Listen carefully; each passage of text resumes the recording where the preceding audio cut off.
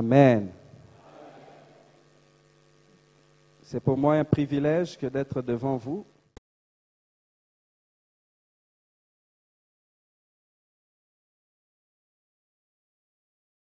Et qui est aussi une responsabilité que de pouvoir parler de sa part. Ce n'est jamais facile de pouvoir parler de la part de Dieu. Il arrive toujours des moments où on commence à se demander est-ce que ce n'est pas la chair qui parle. C'est pourquoi c'est une faveur, c'est un privilège, mais c'est aussi une responsabilité. Et je rends grâce à Dieu pour cela. Et je veux aussi rendre grâce à Dieu pour notre papa, le révérend docteur Eric Mavinga. L'occasion pour moi, du haut de cette chair, de pouvoir lui dire encore un grand merci. Certains ont peut-être encore en mémoire la cérémonie qu'il y avait eu ce dimanche dernier lors du deuxième culte. C'est vraiment une occasion pour nous de pouvoir lui dire un grand merci. Car toute la formation que nous avons suivie a été prise en charge par l'Église totalement. Et tout ce que nous sommes en train de devenir aujourd'hui aux yeux du monde, c'est également à travers lui. Et nous voulons lui témoigner toute notre reconnaissance. Alors que je lui témoigne cette reconnaissance, j'aimerais me souvenir d'une parole qu'il nous a dite le dimanche. Après toutes les cérémonies qui se sont passées, il nous a dit, n'oubliez pas une chose, l'humilité. Amen. Amen. Vous savez, quelquefois, les regards des gens peuvent changer. Peut-être que quelqu'un est venu ce soir, il dit, ah, lui, il était parmi les licenciés. On s'attend à entendre une parole d'un niveau de licencié. Dans toutes ces choses, nous ne devons pas oublier l'humilité. Bien aimé, Dieu n'a que faire de notre niveau académique. Ce qui compte le plus pour notre Dieu, ce qui compte le plus pour notre Dieu, c'est la disposition de notre cœur à écouter le Saint-Esprit. Tu peux avoir des titres et des titres, mais s'il n'y a pas le Saint-Esprit, ça ne vaut rien. Alors nous vous demandons à vous prier pour nous, pour que nous ne devions pas des Nicodèmes, des gens qui étaient des docteurs de la loi, mais qui ne comprenaient même pas les basiques des choses qu'ils enseignaient. Que nous puissions toujours être à l'écoute de l'Esprit. La Bible dit, lorsque Jésus parlait des faux prophètes, il disait pour les reconnaître, il disait vous les reconnaîtrez à leurs fruits. Voilà pourquoi j'aimerais vous demander d'acclamer pour vous-même parce que vous êtes un bon fruit qui atteste que notre papa n'est pas un faux prophète et que le travail qu'il fait n'est pas un travail vain. Amen. Amen. Ce soir, nous devons parler sur le thème de la loyauté et la déloyauté. La loyauté et la déloyauté. C'est un thème important, mais pour lequel souvent les gens n'accordent pas beaucoup d'importance. Et pour pouvoir entrer justement dans le vif du sujet, j'aimerais rebondir sur quelque chose que notre papa nous enseignait le dimanche dernier. Que ce soit lorsqu'il parlait des plantes dans le jardin de Dieu, tout comme lorsqu'il a parlé des brebis dans la bergerie. Le jardin, tout comme la bergerie, est une bonne image qui représente l'Église. Et il a insisté sur le fait que de la même manière que la bergerie est clôturée, il y a certaines règles, il y a certaines façons de faire qui sont régies dans cette clôture et qui n'était pas normal qu'il y ait une brebis dans la bergerie qui ne suivent pas les consignes qui sont données par le berger. Il montrait comment il était anormal d'avoir une brebis dans la bergerie, mais qui se suffit à elle-même, qui cherche à être indépendant. Or David disait dans le psaume 23, l'Éternel est mon berger. L'Éternel est mon berger. Je ne manquerai de rien. Le fait que nous puissions manquer de rien dépend du fait que nous ayons un berger. Car c'est le berger qui sait conduire vers les verts pâturages. C'est le berger qui sait conduire et mener les brebis là où il y a de la bonne eau à boire. C'est le berger qui sait apporter sécurité lorsque l'on passe par la vallée de l'ombre de la mort. Mais il est bizarre de voir certaines brebis vouloir se passer du berger. Et ce qu'il était en train de dire dimanche montre justement un aspect de la déloyauté. Car la volonté de Dieu ou le plan de Dieu était qu'il y ait des gens qui soient établis sur son peuple comme pasteurs, de manière à prendre soin d'eux et refuser ce que Dieu a prévu comme plan. Refuser le cadre que Dieu a prescrit pour notre bien. C'est de la déloyauté. Bien aimé, avoir un esprit d'indépendance alors qu'on est dans la bergerie, c'est un bon signe qui manifeste la déloyauté. Il y a une histoire qui me revenait en tête. Il y a quelques années, lorsque nous habitions un peu plus vers le bas sur l'avenue Météo, j'ai ma fille qui s'appelle Malika qui est traumatisée. Traumatisée par les moutons. Parce qu'un jour, lorsqu'on rentrait, il y avait des moutons qui passaient devant chez nous. Alors il y avait un petit mouton qui semblait fuir et qui s'est retrouvé sur son chemin à elle. Et le mouton lui avait carrément donné un coup de tête. Et depuis, elle est traumatisée par les moutons.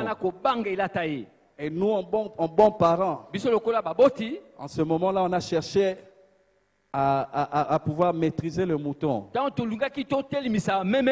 Pour ne pas dire carrément à chercher à faire du mal aussi au mouton qui s'était attaqué à une petite fille innocente. Et dès le moment où on cherchait à se plaindre, il y a son propriétaire qui est venu et qui s'est confondu en excuses. Dire non, ne touchez pas, c'est mon mouton à moi. Je voulais faire une relation avec une autre histoire qui s'était passée encore plusieurs années avant. Lorsque l'église se trouvait encore de l'autre côté sur l'avenue Mango numéro 13. Je me souviens d'un jour où il n'y avait pas culte et nous étions assis avec certains frères sous le cocotier. Et pendant que nous étions en train de parler, subitement nous avons entendu un bruit, quelque chose est tombé du cocotier. Et c'était un serpent. Du coup, on était en alerte, il y avait un serpent. Et nous avons ramassé les pierres pour essayer de tuer le serpent. On lançait les pierres. Et c'est ce jour-là que je me suis rendu compte que le serpent était vraiment un animal dangereux. Parce qu'il y avait des frères qui étaient derrière lui. Il avait levé sa tête et il nous faisait face. Mais il y avait des frères derrière lui qui lançaient des pierres. Et il évitait les pierres sans même regarder. Je me demandais s'il n'avait pas d'autres yeux derrière la tête qui lui permettaient de voir. Mais en fin de compte, comme nous étions devenus nombreux, nous avons réussi à tuer ce serpent. Et nous étions contents. Mais la chose qui m'a le plus choqué, c'est que comme nous ce jour-là, et sûrement de la même manière que n'importe quelle autre personne ici qui a tué un serpent, il n'y a jamais eu quelqu'un qui soit venu pour réclamer pourquoi vous avez tué mon serpent. Il n'y a jamais eu un propriétaire du serpent qui est venu dire mais pourquoi vous avez tué mon serpent? Pourquoi? Parce que les serpents n'est pas comme les brebis. Les brebis dépendent d'un berger. Les brebis ont besoin d'écouter la voix d'un berger. Les brebis ont besoin d'être menées par quelqu'un, dirigé, conduit. Mais vous ne verrez jamais un jour un berger passer et 10 serpents qui le suivent derrière parce qu'il est en train de les diriger. Les serpents sont pris d'un esprit d'indépendance. Un animal qui n'a pas besoin de maître, comme l'image d'une personne déloyale. Bien aimé, pourquoi est-ce qu'il est important de parler de la déloyauté? Parce que lorsque tu es déloyal, tu risques de finir ta vie comme ce serpent, avec personne qui va parler pour toi, personne qui va défendre ta cause, personne pour dire ne lui faites pas ça, et même pas quelqu'un pour regretter ta mort. Mais lorsque tu es une brebis dans la bergerie, lorsque quelqu'un cherchera à toucher la brebis, le berger sera là pour dire arrêtez. Le berger sera là pour dire stop. Ne faites pas cela. Bien aimé, il est bon d'être loyal. Il est bon d'évoluer dans l'environnement que Dieu a prévu. L'environnement qui est bon pour nous. David dit l'Éternel est mon berger. Le psaume chapitre 23 au verset 1. L'Éternel est mon berger, je ne manquerai de rien. Moi je crois fermement, comme l'apôtre Paul le dit dans 2 Timothée au chapitre 3 au verset 16, que toute écriture est inspirée de Dieu. Il n'y a rien dans la parole de Dieu qui est à jeter. Il n'y a rien qui est dans la parole de Dieu qui est à mettre à part. Tout ce qui est dans la Bible est utile, soit pour enseigner, soit pour corriger, soit pour convaincre, soit pour instruire dans la justice. Et lorsque David dit l'Éternel est mon berger,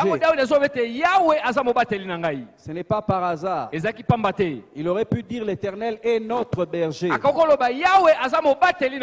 C'est vrai, l'Éternel n'est pas seulement le berger de David.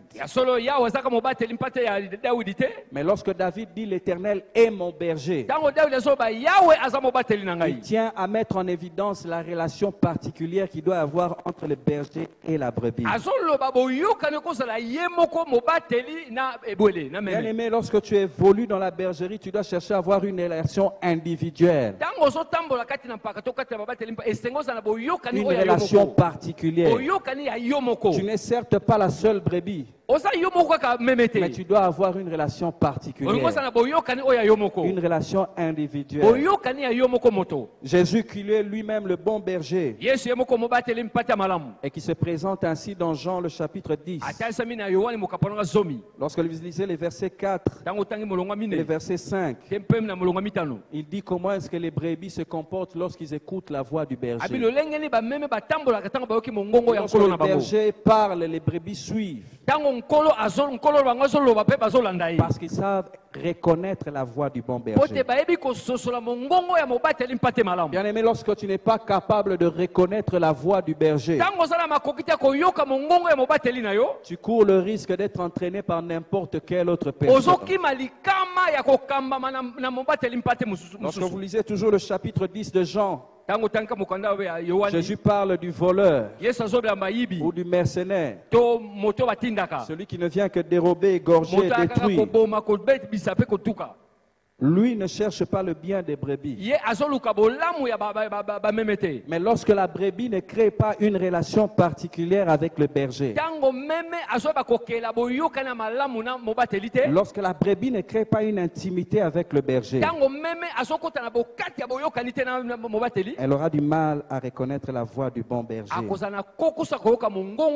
Et elle pourrait suivre le mercenaire. Au verset 14 de Jean chapitre 10, Jésus dit, je connais mes brebis et elles me connaissent. Bien-aimé, si tu veux être une personne loyale, tu dois connaître ton berger. Mais ne pas t'arrêter simplement à ce que tu connaisses ton berger, mais que ton berger aussi te connaisse. Amen. Amen. Combien prouve important le fait d'être connu du berger. Lorsque notre papa, le révérend docteur Eric Maving, a prêché sur les plantes dans le jardin de Dieu, il disait qu'il faut considérer cela comme un privilège. Lorsqu'une fleur est dans les jardins et que le jardinier prend soin de s'en approcher pour tailler, c'est un privilège parce que le jardinier est en train de chercher l'épanouissement ou le bon développement de cette plante.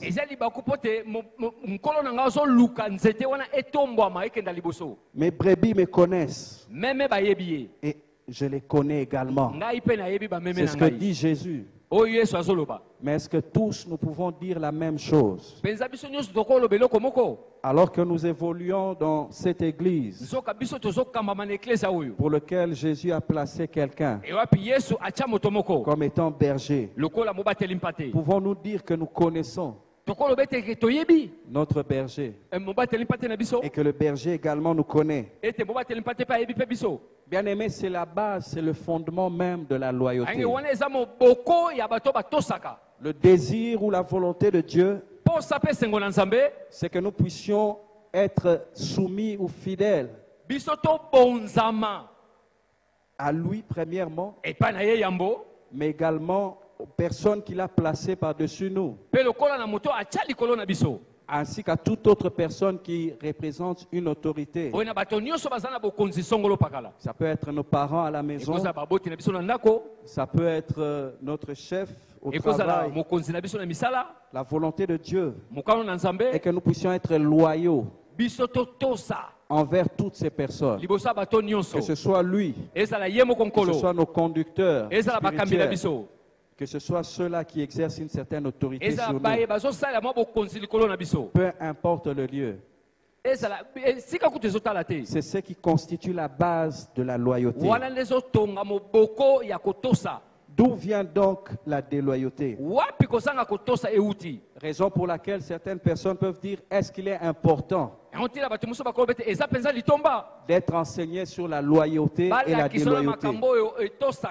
Lorsque nous sommes devenus enfants de Dieu, comme la Bible le dit dans 2 Corinthiens au chapitre 5 au verset 17, que lorsque nous sommes en Christ, nous sommes une nouvelle créature.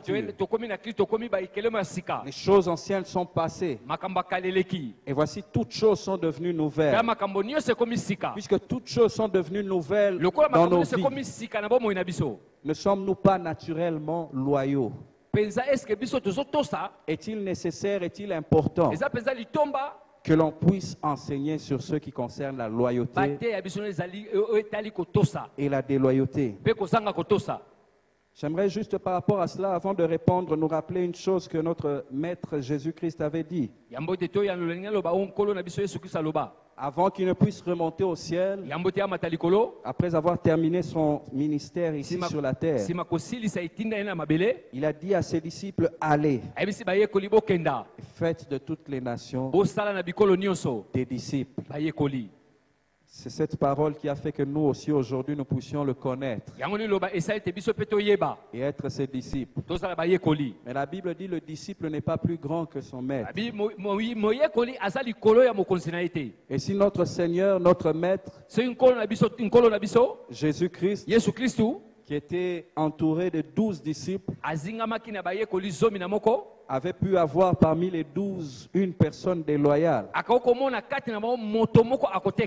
si nous ne sommes pas mieux ou meilleurs que notre Maître Jésus-Christ, cela signifie que nous également, Nous ne sommes pas à l'abri d'avoir des personnes déloyales au milieu de nous. Il avait choisi 12 disciples. Et parmi les 12, il y en avait un qui est déloyal parmi nous. Lorsque je nous regarde, nous ne sommes pas 12, nous sommes plus de 12. Et si on devrait faire un simple calcul de statistiques et de probabilité, on pourrait dire que si pour 12 personnes, il y en avait un qui était déloyal, sur 120 personnes, on devrait en compter au moins 10. Quel choc! Il est important d'enseigner et de parler de la déloyauté. Parce que même notre Seigneur Jésus-Christ, qui était parfait en toutes choses, n'a pas été épargné d'avoir une personne déloyale au milieu d'elle. Cette personne pour laquelle beaucoup n'aiment même pas citer les noms. Vous savez, quelquefois, lorsqu'il arrive que nous puissions travailler pour faire les cartes des membres de l'Église et que nous recensons les noms des différents membres de l'Église, nous voyons beaucoup de noms. De nos jours, il y a des noms extraordinaires. Nous, quand on était enfants, on ne connaissait pas les gens qui s'appelaient Plamedi ou autres. C'était rare quand nous, on était enfants. Mais aujourd'hui, nous avons beaucoup de sortes de noms. Mais également beaucoup de gens qui ont donné à leurs enfants des noms bibliques. Nous connaissons des gens qui s'appellent David, des gens qui s'appellent Jonathan, des gens qui s'appellent Daniel, Josué, Moïse. Nous en connaissons beaucoup. Mais vous savez, dans tout le temps que nous avons passé à prendre les noms des membres de l'Église, et même jusqu'à aujourd'hui, je n'ai pas souvenir qu'on ait vu un frère qui s'appelle Judas. Donc même les gens naturellement commencent à éviter même le nom de Judas. Même si dans la Bible nous savons qu'il y a aussi un autre Judas. Il faisait partie des 12 enfants de Jacob. Même s'il y a ce Judas-là qui n'a pas S, les gens évitent de donner à leurs enfants le nom de Judas. Pourquoi? Parce que le nom de Judas est associé à la traîtrise. Le nom de Judas est associé à la déloyauté. Quel choc! On évite même le nom de Judas. Mais ce que les gens oublient, c'est que Judas n'a pas toujours été une mauvaise personne. En tout cas, j'invite quelqu'un à chercher le message, pas à chercher à se procurer le message de notre papa sur un ami de Jésus en enfer, un ami de Dieu en enfer. Le message est gratuit. Si vous avez juste un support, un flash disque ou un téléphone, vous pourrez voir le frère Eloge, il va vous le procurer. Judas n'a pas toujours été une mauvaise personne. Et si Jésus lui avait confié même les caisses ou les finances, c'est parce qu'il était une personne digne de confiance. Non, je crois que Judas devait être même mieux que moi. Judas devait être même mieux que ton voisin de gauche. Parce qu'il y a des gens qui sont très sensibles à l'argent. Mais Jésus avait trouvé Judas digne de confiance. La Bible dit que quand quelqu'un est tenté, qu'il ne dise pas que c'est Dieu qui le tente. Dieu ne nous tente pas. Dieu ne nous soumet pas à la tentation. Quand il sait que nous avons la capacité de tenir face à cette tentation. Ça veut dire que si Jésus avait confié les finances à Judas, c'est parce qu'il savait que c'était quelqu'un digne de confiance. C'était quelqu'un pour qui on pouvait pensait faire une bonne gestion. Et la Bible dit vaut mieux la fin d'une chose que son commencement. Comment est-ce que Judas en est venu à devenir un traître ou un déloyal? C'est ce que nous allons essayer de voir en quelques points. Les choses qui ont fait que Judas devienne un déloyal. Il ne l'avait pas toujours été. Tout comme ton voisin de droite. Il n'a pas toujours été un déloyal. Le comble de l'histoire, c'est que lorsque nous devenons déloyaux, des fois nous ne savons pas. Nous ne l'avons pas toujours été. Mais lorsque nous ne sommes pas enseignés, nous n'avons pas toujours été déloyaux. Mais lorsque nous ne sommes pas mis en garde, lorsque nous ne sommes pas conscients des risques, nous risquons de finir comme Judas et de vendre Jésus pour quelques pièces d'argent et de terminer avec un suicide. Je prie pour que Dieu fasse en sorte qu'il n'y ait pas de Judas au milieu de nous au nom de Jésus-Christ. Même s'il y avait une graine, une racine de Judas qui commençait à pousser déjà, que par la grâce de Dieu que cela puisse être déraciné au nom de Jésus-Christ. Et que le germe de loyauté puisse prendre place.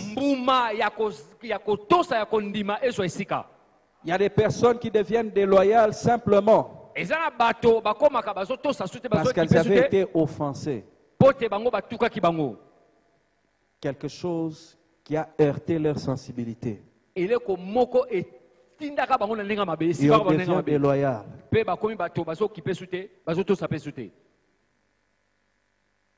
Simplement parce qu'on a été heurté. Simplement parce que quelqu'un avait dit une parole. Simplement parce que quelqu'un avait fait quelque chose qui ne nous avait pas plu. Et nous sommes devenus déloyaux. Bien aimé, si tu n'as jamais été offensé, ça veut dire que tu n'es pas membre de l'église. Parce que si tu es dans la bergerie, si tu es dans le jardin de Dieu, sois sûr que tu seras d'une manière ou d'une autre offensé. Parce que là où il y a les hommes, et partout où il y a une organisation humaine, il y aura toujours des choses qui vont nous faire mal. Ce n'est pas pour rien que Jésus, notre Seigneur, lorsqu'il apprenait comment prier, il a dit lorsque vous priez, dites ceci: Notre Père qui est aux cieux, que ton nom soit sanctifié, que ton règne vienne, que ta volonté soit faite sur la terre comme au ciel. Il dit: donne-nous aujourd'hui notre pain quotidien. Au verset 6 de Matthieu, au verset 12 de Matthieu chapitre 6, il dit: pardonne-nous nos offenses, comme nous pardonnons aussi à ceux qui nous ont offensés. Jésus savait que nous aurons toujours à avoir des personnes qui nous auront offensés. Mais c'est une erreur de croire que parce qu'on a subi des offenses, que cela consiste ou comporte une bonne raison pour devenir déloyal. Ce n'est que le chemin de notre maturation spirituelle. Nous devons arriver à comprendre que si Dieu nous pardonne aussi nos fautes, cela signifie que nous ne sommes pas parfaits. Alors ne jugeons pas sévèrement les autres qui ne sont pas parfaits et qui nous ont fait du mal. Si tu es membre de l'église, si tu es membre d'une organisation, peu importe laquelle qui est humaine, sache que tu auras toujours à subir des heurts. Tu auras à être offensé. Mais le fait d'être offensé ne donne pas une occasion, une raison pour être déloyal. Combien de fois nous voyons par moments des fidèles qui se plaignent. Je n'ai pas aimé ce que le pasteur avait dit. Je n'ai pas aimé ce que le pasteur avait fait. Mais offensé. On est touché dans notre amour propre. Mais on oublie que bien souvent, le pasteur lui aussi a été offensé par le comportement des fidèles. On oublie que par moments, lui-même également subit les offenses. Et que son cœur a des fois saigné. Et qu'il a à subir la douleur physique à cause de certains comportements. Ce n'est pas une raison pour laquelle il abandonne. Ce n'est pas une raison pour laquelle il arrête le ministère. La Bible dit le fer aiguise le fer. C'est lorsqu'il y a ce choc que nous devenons beaucoup plus tranchants dans ce que nous faisons. C'est lorsqu'il y a ces différents chocs que nous arrivons également à la maturation. Je me rappelle il y a quelques années, il est arrivé plusieurs fois que des membres de l'église nous quittent. Qui sommes là depuis le début de l'église, nous avons plusieurs fois eu à vivre ce genre de situation. Ou pour des personnes, pour une raison ou une autre, décident de quitter l'église. Et nous voyons combien cela pesait dans le cœur du berger. Mais je n'avais jamais réalisé à quel point cela pouvait peser en lui. Jusqu'à ce que j'ai commencé à diriger notre extension à Bumbu. Et que quelques temps après, il y a des membres de l'église, 2 filles qui ne venaient plus. Plusieurs fois, plus de 2 fois, je suis allé les voir pour leur dire pourquoi est-ce qu'on ne vous voit plus. Pourquoi est-ce que vous ne venez plus? Ils disaient toujours, il n'y a rien, ce sont simplement des occupations qui nous ont, des contretemps simplement. Mais après cela, elles ne venaient toujours pas.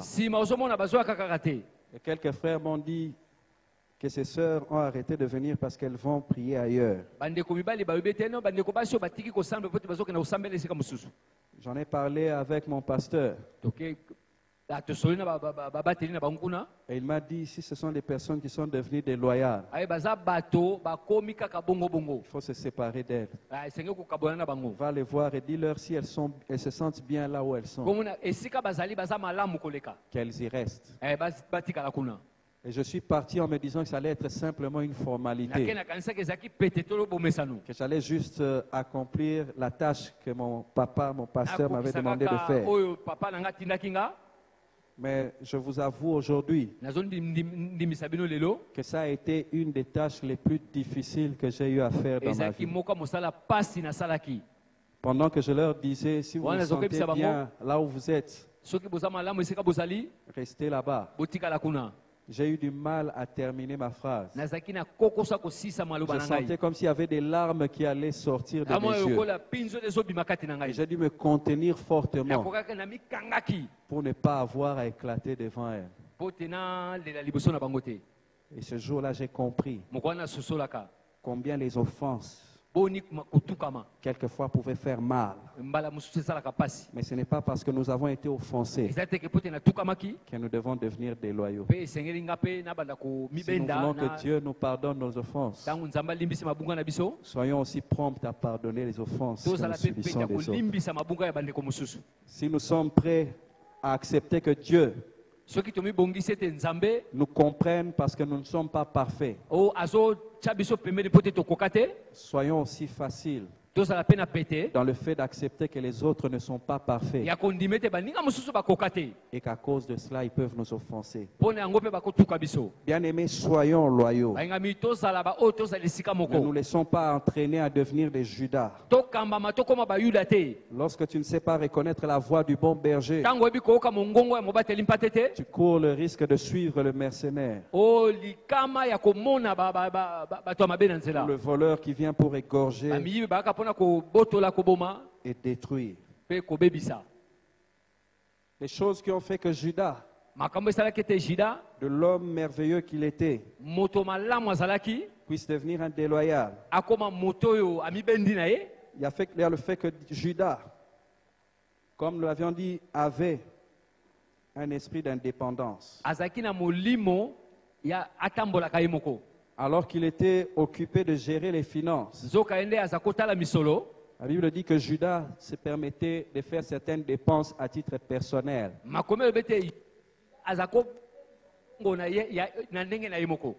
Pas son argent. L'argent que Jésus lui remettait. Il n'était qu'un simple gestionnaire. Normalement, il ne pouvait rien faire sans l'accord du maître. Mais la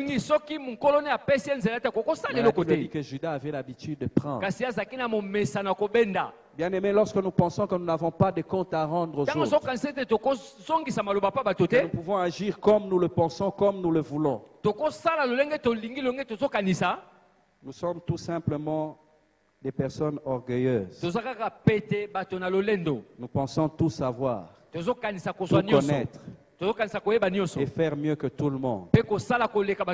Lorsque tu as un esprit d'indépendance, tu risques de devenir un Judas et de commencer à te dire: pourquoi est-ce que je dois écouter cet homme?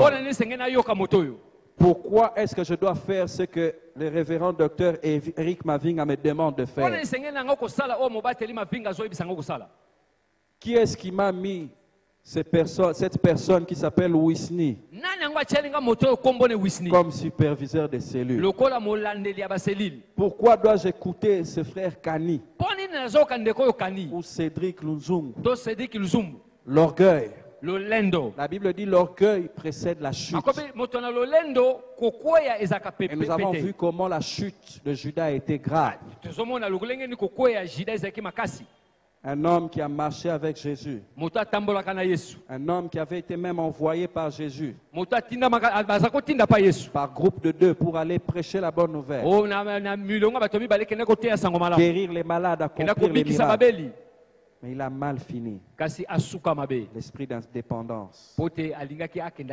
L'autre chose qui a fait que Judas puisse devenir un déloyal, c'est le fait que Judas supportait mal le fait qu'on puisse honorer son maître.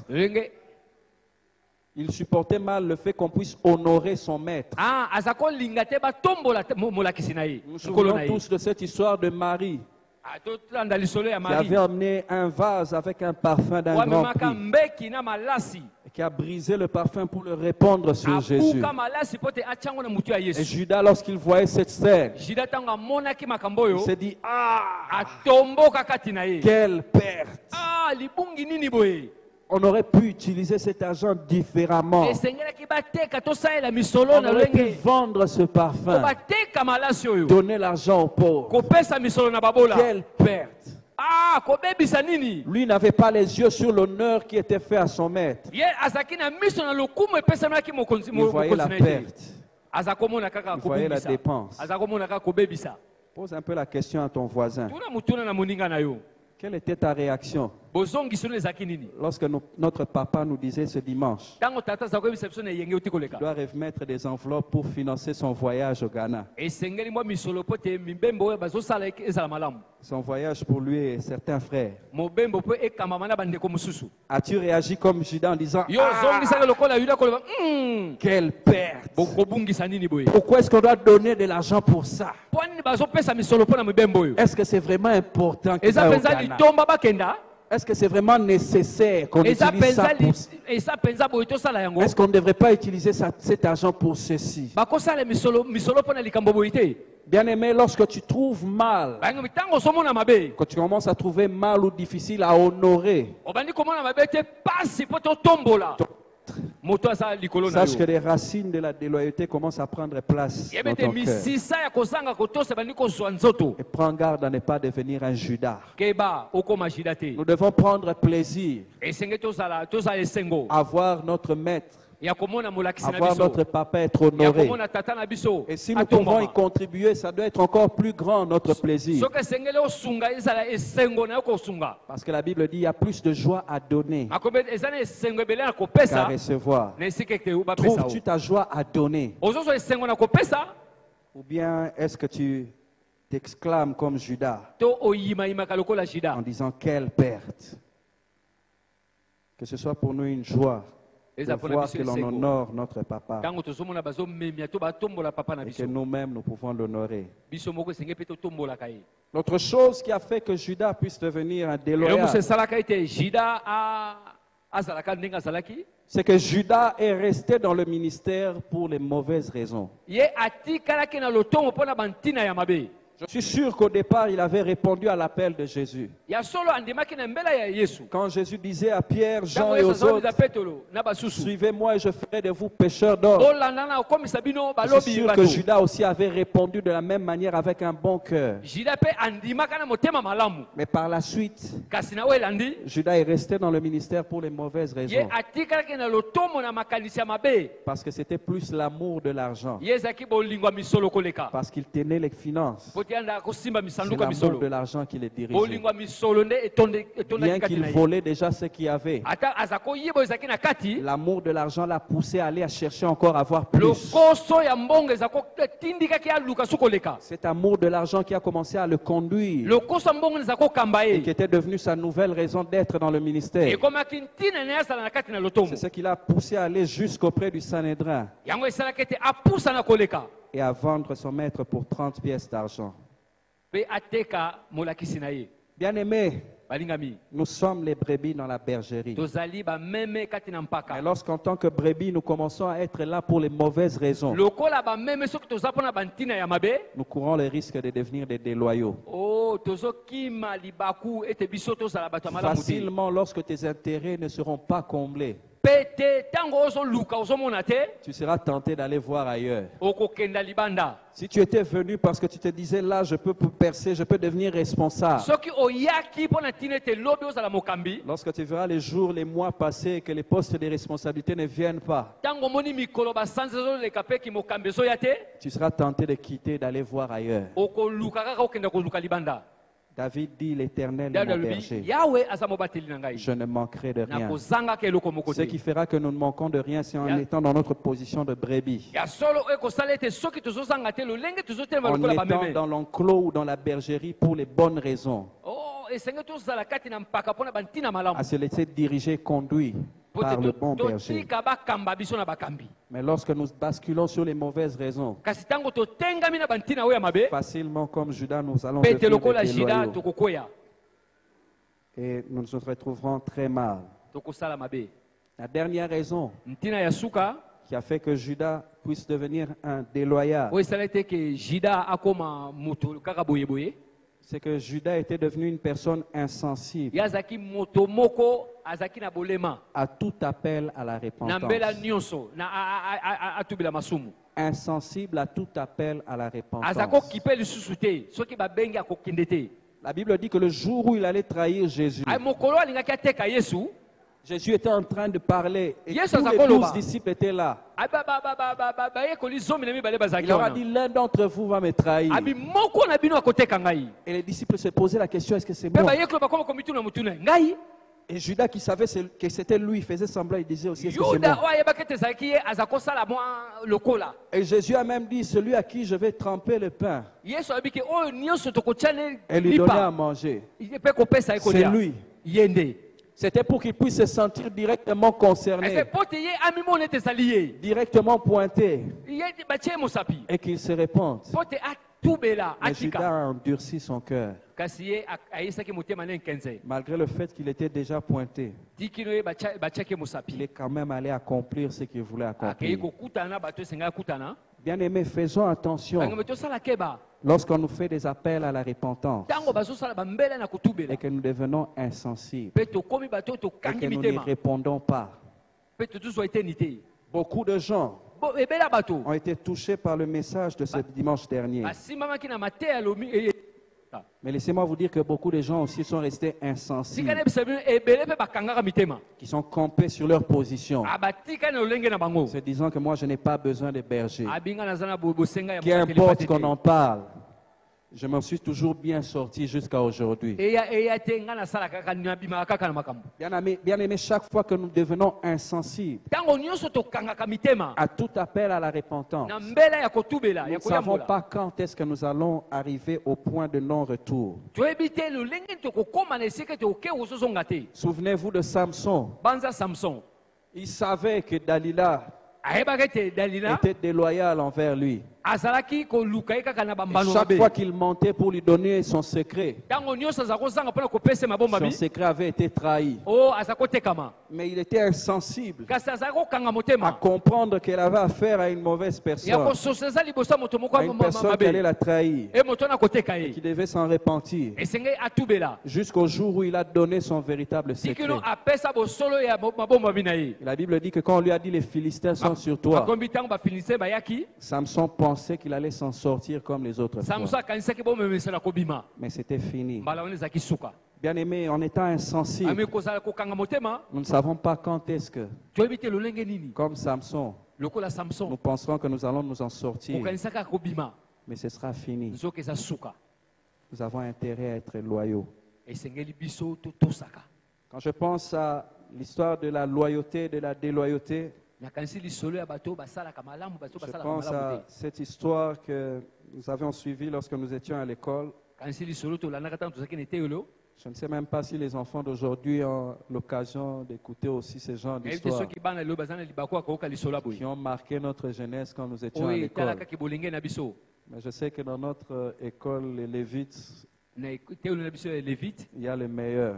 Nous avons la meilleure église et la meilleure école au monde. L'histoire dont je me rappelle, c'est l'histoire de la chèvre de M. Séguin. La chèvre de M. Séguin. Une histoire, lorsqu'on était enfant, avait une partie à la fin qui nous faisait un peu peur. Mais aujourd'hui, je comprends par cette histoire quel peut être le sort d'une personne déloyale. La chèvre de M. Séguin était dans un bon cadre, sécurisé, où elle ne manquait de rien. Mais elle était toujours attirée par ce qu'elle voyait dehors. Bien aimé, faisons attention par l'attraction des choses que nous voyons au dehors. Elle avait déjà tout ce qui était nécessaire pour sa survie, mais attirée toujours par la montagne qu'elle voyait dehors. Et ça bouillonnait, envie toujours de sortir, d'aller voir qu'est-ce qu'il y a là-bas, comment ça se passe là-bas. Peut-être qu'il y a des bonnes choses là-bas. La sagesse des hommes a dit que ce n'est pas tout ce qui brille qui est or. Quelquefois, nous pouvons être attirés par des choses qui brillent. Mais ces choses qui brillent sont des cadeaux empoisonnés. Lorsque la chèvre de M. Séguin est sortie de l'enclos pour aller vers l'endroit qu'il avait toujours convoité, là-bas, cette chèvre allait rencontrer le loup. Et le loup l'a dévoré. Bien aimé, nous avons plus qu'intérêt à être enseignés sur la loyauté. Mais nous avons plus qu'intérêt à demeurer nous-mêmes loyaux. Et que Dieu nous bénisse tous.